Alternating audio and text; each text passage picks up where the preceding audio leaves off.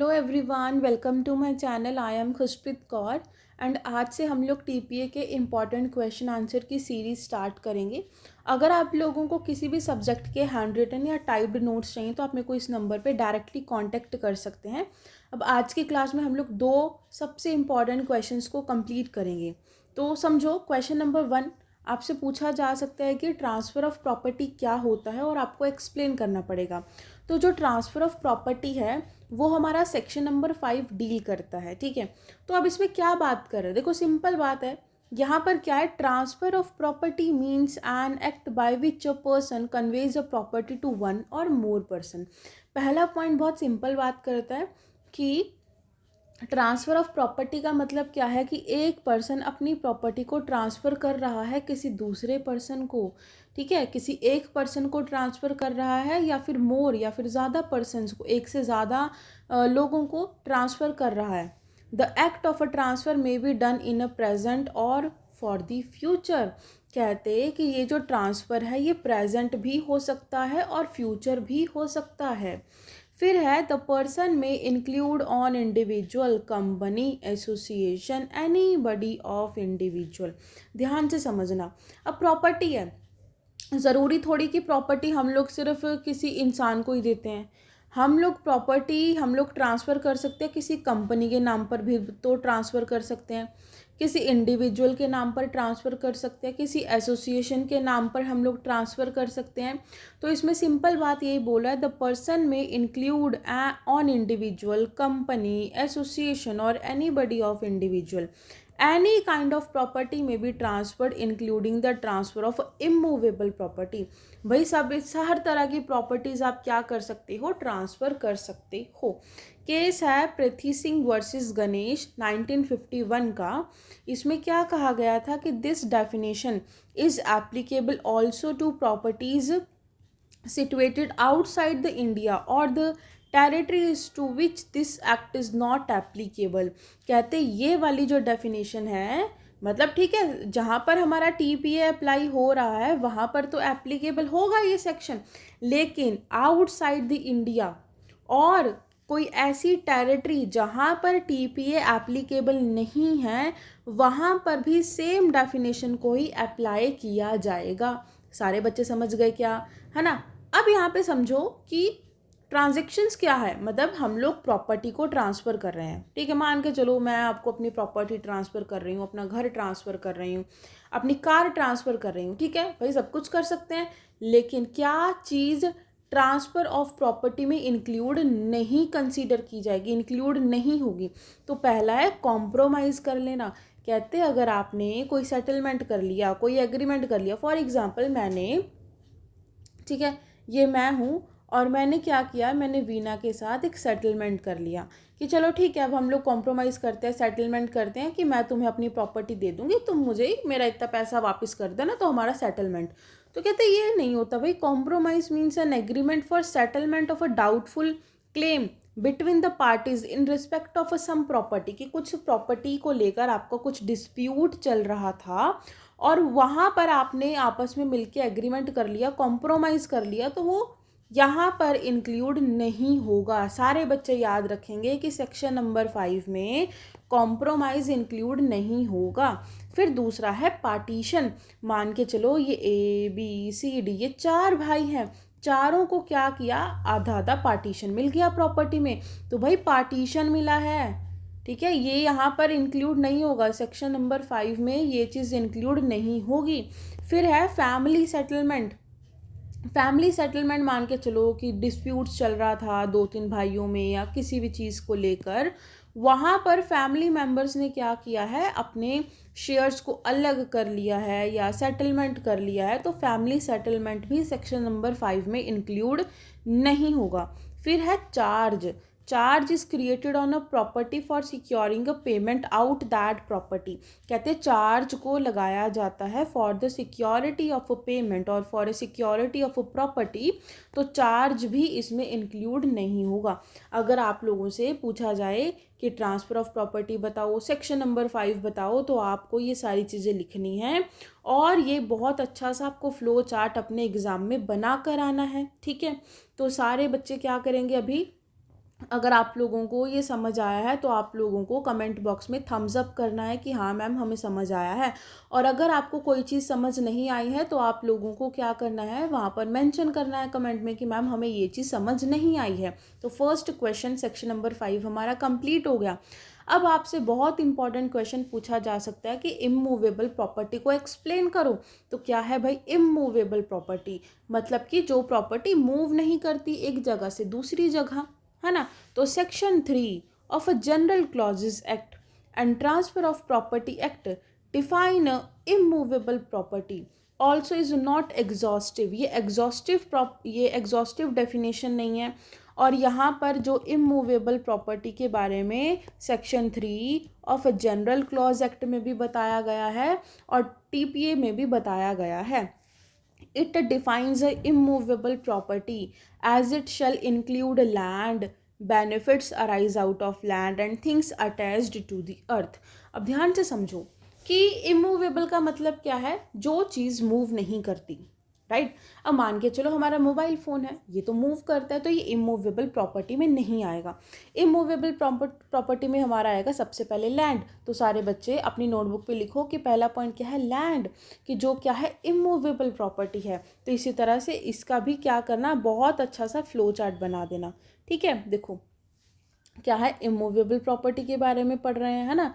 तो immovable property में क्या आएगा, सबसे पहले आएगा लैंड, फिर हमारा आएगा ऐसे बेनिफिट जो कि अराइज आउट ऑफ है लैंड, मतलब हमारी जो प्रॉपर्टी है, जो लैंड है, वहाँ से अगर हमें कोई बेनिफिट आ रहा है तो वो भी इमूवेबल है। फिर है ऐसी चीज़ जो कि अर्थ के साथ अटैच है, फॉर एग्जांपल हमारा घर, ठीक है। हमारे घर में जो हमारे डोर हैं, ठीक है, विंडोज़ हैं, तो वो भी क्या है, इमूवेबल प्रॉपर्टी है, ठीक है। तो यहाँ पर क्या है, आप एक फ्लो चार्ट बनाना इमूवेबल प्रॉपर्टी का, फिर इस तरह से जैसे ये वाला फ्लो चार्ट था ना, इसी तरह से यहाँ पर लिख लेना land, benefit arise out of land and the things attach to the अर्थ।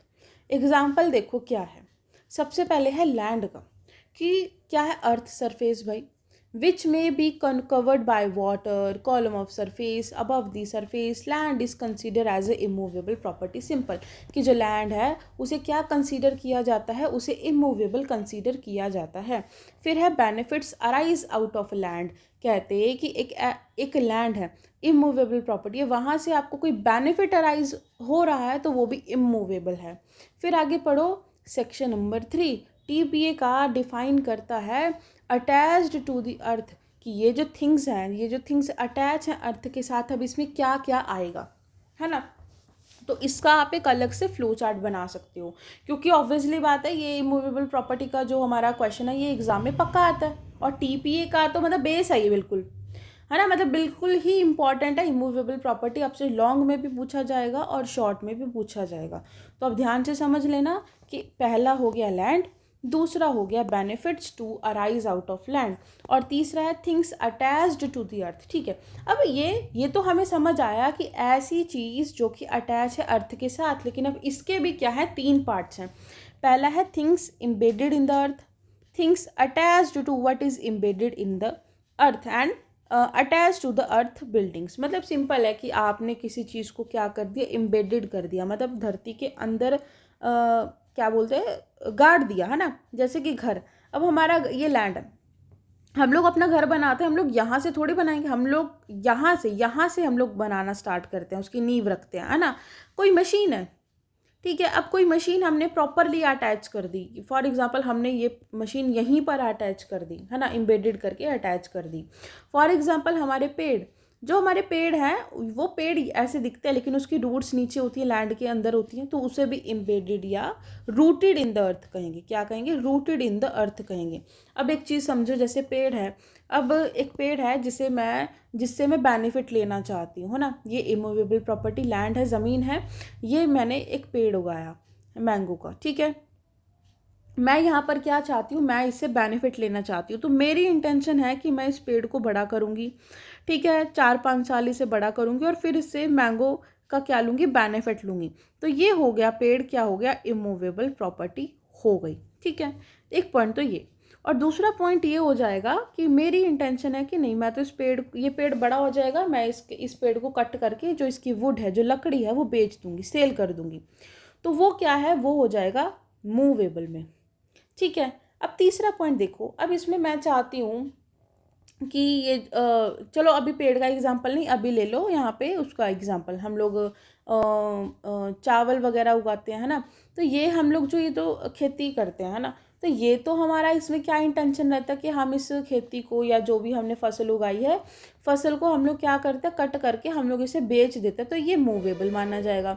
तो मतलब कि ये डिपेंड करता है आपकी इंटेंशन पर कि आपकी इंटेंशन क्या है। आप इसे यूज़ करना चाहते हैं फ्यूचर के लिए, या फिर आप इसे काट कर बेच कर अपना बेनिफिट लेना चाहते हैं।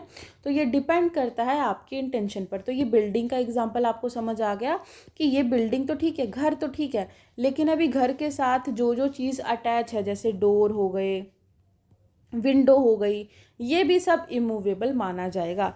ऐसी कोई मशीन जो कि अटैच है धरती के अंदर, वो भी क्या माना जाएगा, वो भी इमूवेबल माना जाएगा। और ऐसी कोई भी चीज़ जो कि अर्थ के साथ अटैच है, उसे भी क्या माना जाएगा, इमूवेबल माना जाएगा। अब है स्टैंडिंग टिम्बर्स, जैसे कि काफ़ी बड़े बड़े जो पेड़ होते हैं, बैम्बू का पेड़ हो गया, ये सारे क्या है, इसे इमूवेबल ही कंसीडर किया जाता है।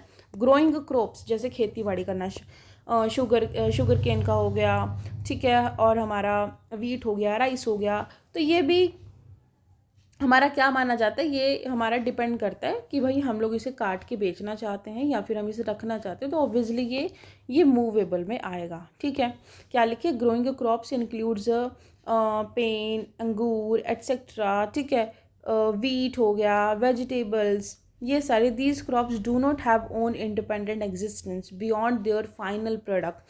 कहते हैं कि ये मूवेबल में आ जाएगा, भाई कोई भी बच्चा कंफ्यूज नहीं होगा। और grass, it can only be used as a fodder and no other use is possible, therefore it's a movable, but contract to cut grass will be a interest in the chattel, so immovable। ये depend करता है आपकी intention पर। तो यहाँ पर हमारा second question भी कंप्लीट हो गया। अब यहाँ पे अब एक और पॉइंट देख लेते हैं। ये तो हम लोगों ने कर लिया। Judicially recognised forms of immovable property, क्या क्या चीज़ इमूवेबल प्रॉपर्टी मानी जाएगी। जो रेंट आ रहा है, जो रेंट आ रहा है इमूवेबल प्रॉपर्टी से, तो वो माना जाएगा। ठीक है। Right to dues for fair and piece of land, मतलब कोई आप ड्यूज है, कुछ ज़मीन पर आपका कुछ ड्यू है या कुछ भी है, वो। Right of fishery, right of ferry आएगा यहाँ पे। राइट ऑफ वे, ठीक है।